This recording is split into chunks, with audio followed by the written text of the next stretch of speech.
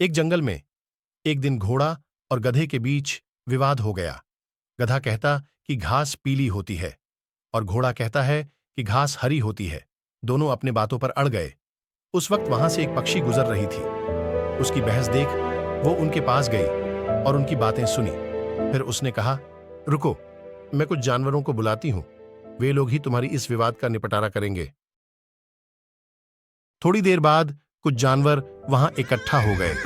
उन्होंने उनको बहुत समझाने की कोशिश की, पर दोनों ही अपने बातों में अड़े रहे।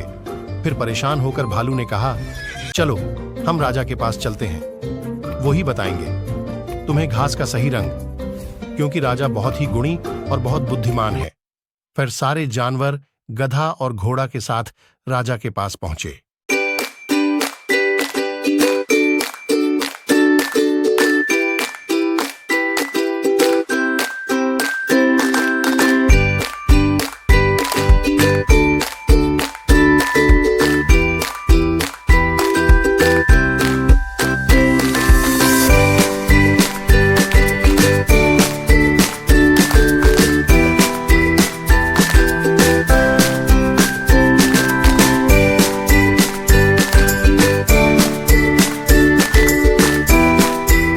दरबार लगा हुआ था। राजा ने गधे से पूछा, तुम बताओ क्या विवाद है तुम्हारा?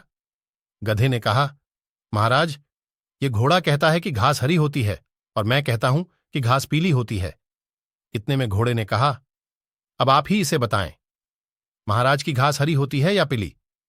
राजा कुछ कह पाते इससे पहले ही गधा बोल पड़ा, घास पीली होती है रे घोड़े, घास पीली होती है। घोड़े ने कहा, तू समझता क्यों नहीं रे? गधे घास हरी होती है। इनका विवाद देख राजा ने गरज कर कहा, खामोश खामोश, गधा सही कह रहा है और घोड़ा गलत है। घोड़े को 10 कोड़े लगाए जाए और 22 दिन का कारावास का सजा सुनाती है।